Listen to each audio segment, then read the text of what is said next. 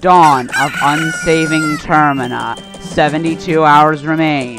Hey everybody, it's the Mick Master 14. Welcome back to more The Legend of Zelda Majora's Mask.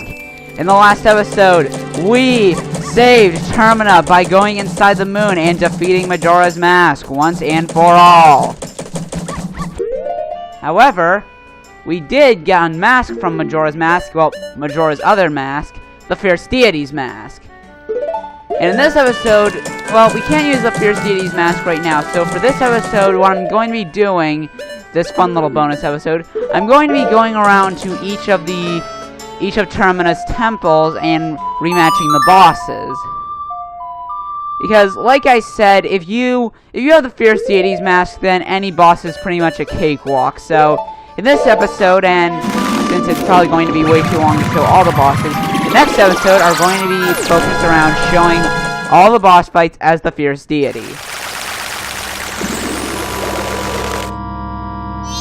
So, first up, we have Woodfall Temple.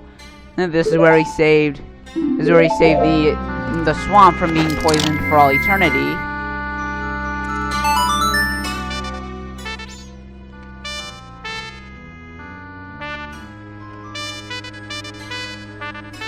There we go. It's been so long since we played the Sonata of Awakening, I can't remember how to play it properly.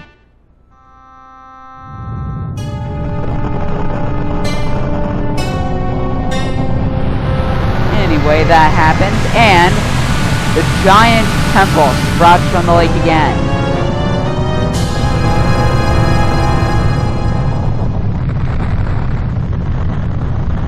I guess while we're talking about this, well, while I'm talking about this, you guys might be talking about it if you have, like, imaginary friends or you're watching it with something.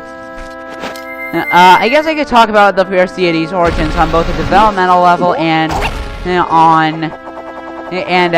gameplay standard. In terms of gameplay, I feel like the Fierce Deity was like the hero of Termina who saved Termina before the events of the game. Like I feel like the Fierce Deity is like the one who saved Termina and like stopped Majora before the events of this game, like thousands of years ago. Like I know that's not been proven by anything, but I just feel like the Fierce Deity was the hero of Termina back like thousands of years ago, and like he saved all the citizens of Termina. But anyway, we are fighting Odala again, the masked jungle warrior, pretty much the only boss in this game who is actually wearing a mask. And now, we are putting on our own mask, Fierce Deity's mask. Here's how you beat any boss as the Fierce Deity. Step 1, see target. Step 2, press B, press B, press B, press B. See? That was easy. That deal was so easy, he barely even had a chance to use an attack.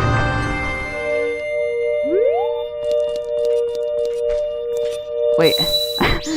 Well, the Fierce Deity is so awesome, he can just walk over portals and not be affected by them.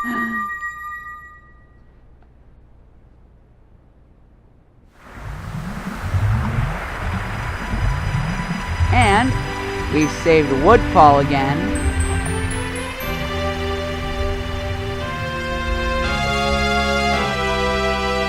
And I guess at this point I can talk about the Fierce Deity's origins more on a developmental level.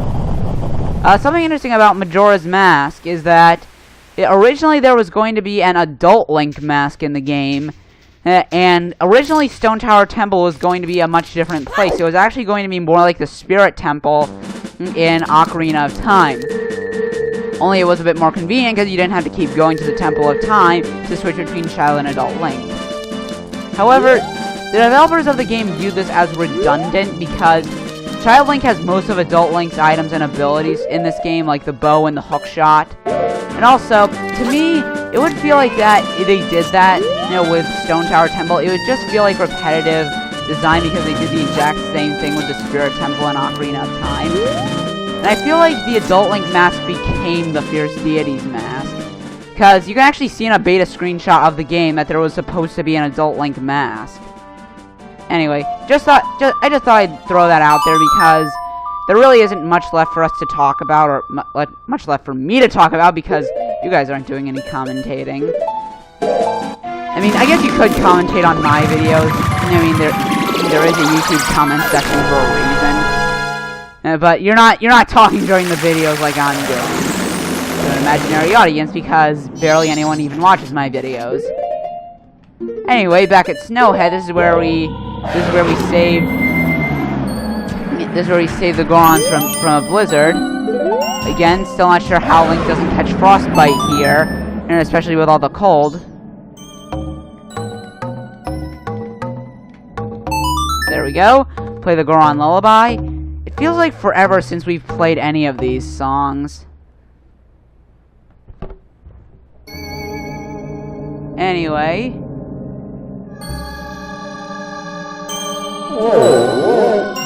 That puts the big Goron to sleep. Or at least the Terminian counterpart of Big Goron.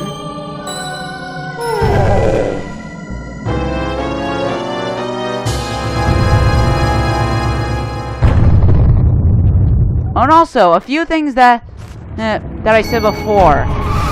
For example, I said that the Fierce Deity sword was the most powerful of all swords. Well, I didn't say that before, but I kind of implied that, because I said the Great Fairy Sword was only the second most powerful sword, but it was the most powerful sword we can use anywhere.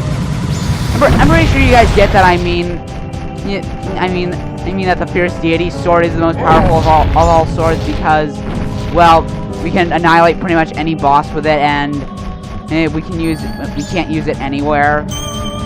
Well, technically, even though the Fierce Deity sword is technically better than the Great Fairy sword, I actually found out that the Fierce Deity sword and the Great Fairy sword have roughly the same amount of damage output compared to units of health. For example, if you are fighting a Dalwa, let's say it takes 5 hits to kill him with the Great Fairy sword. It would actually also take 5 hits with the Fierce Deity sword to kill him, so that's a fun little detail. The Great Fairy sword is actually as strong as the Fierce Deity sword. But it's not better, because the Fierce Deity sword can shoot awesome sword beams, and I really doubt the Great Fairy sword can do that. Anyway, with Goat, even after we fought Goat, I think this is the 5th time we've battled Goat,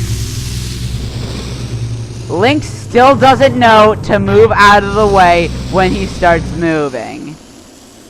And now, the Goat fight is made easier with the Fierce Deity's mask, I will say that. However, you should not use just the Fierce Deity's mask to battle Goat. What you should be doing is what you should be doing, before I was rudely interrupted by that rock, is that you should use your Goron mask to get close to Goat so you can stun him. Well, I was like in the side of the wall. Alright. What you want to do is you want to get close to Goat so you can stun him, like off one of these jumps. Then you want to hack away at him with your Fierce Deity sword. Oh, come on, that was totally off. I don't want to get too close to him because look at that. Alright, come on. Can I get him off this jump? Alright, no. Off the next one. Alright, let's put on our Fierce Deity's mask and hack away at him. See, he's already taken massive damage. I think I'm actually gonna have to stun him again.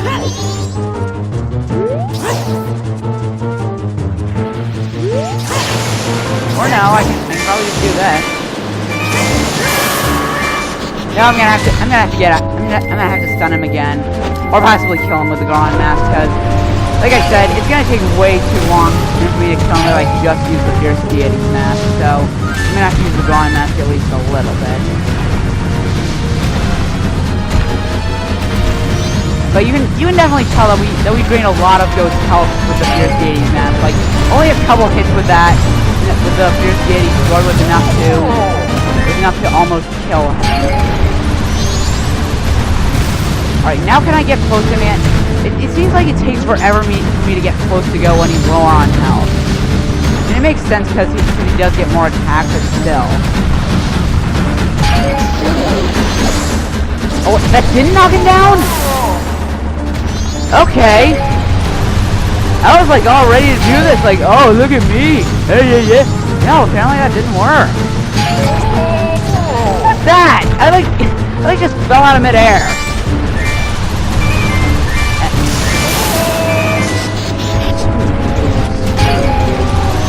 Why is it taking me so long? This is probably the most damage I've ever taken when I fought Goat. And I have double defense, so that's saying a lot.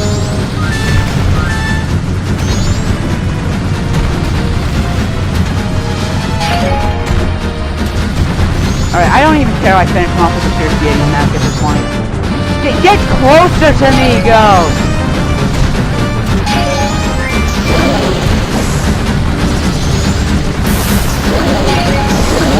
Alright, come on.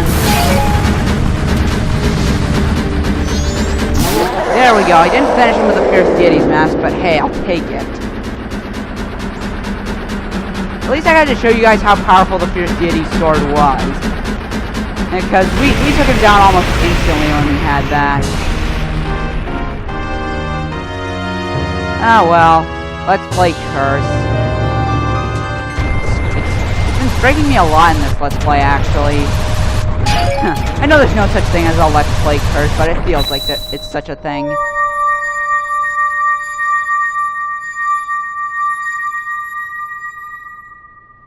Alright, so now that that atrocity of a fight was over, we can now head to Great Bay to rematch Fjord.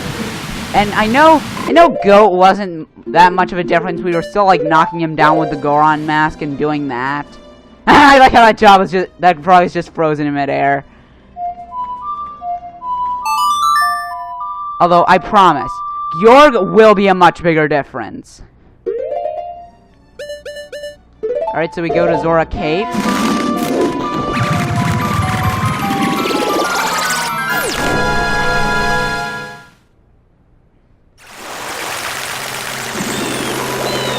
And actually, while we're here, I want to get a fairy. Like, I know I'm probably not going to need it. But I want to have full health. Anyway, let's put on our... Let's get out our Zora mask.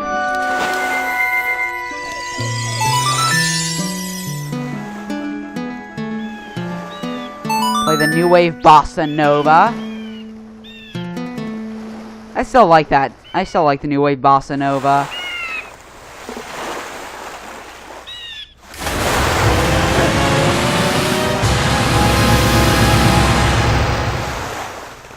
Yeah, the open seas are in need of my might. Alright, so let's get out our hook shot. Ooh, yeah, I didn't know how long the Goat fight took me until I looked at the time of day. Jeez, it's already 1 o'clock.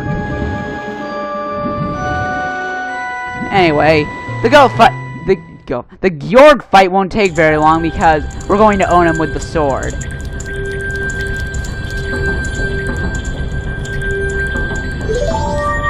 Yeah, warp to the boss lair. And this is another thing I really like about Majora's Mask. You can actually rematch the bosses if you like. I know you could do that in Ocarina of Time 3D, but not the original Ocarina of Time. Wait, I gotta do this. Backflip down.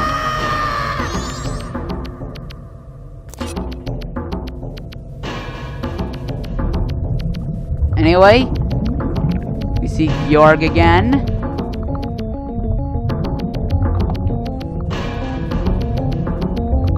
And honestly, something I want to say about Gjorg is that when I first heard about him before I played the game, people built him up to be such a difficult boss, and yet I really didn't struggle with him at all on my first playthrough. I only took like 5 hearts of damage, actually.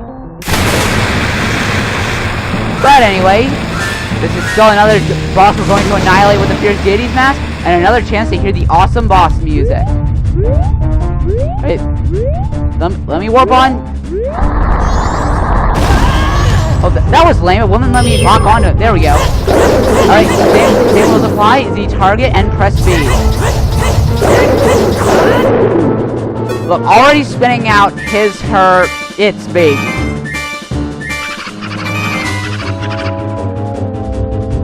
Okay, now where is he? I like how we're so tall we can see pretty much everything. Oh, he's right there.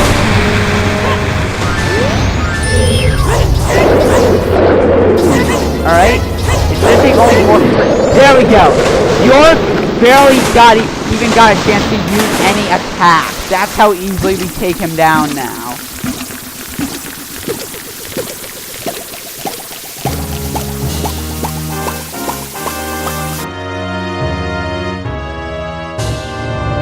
Anyway, that's 3 bosses down with the Fierce Deity's mask.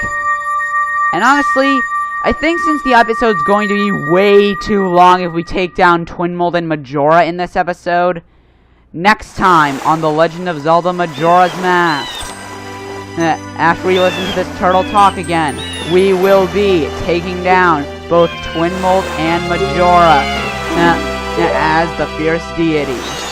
See you guys next time. Mick Master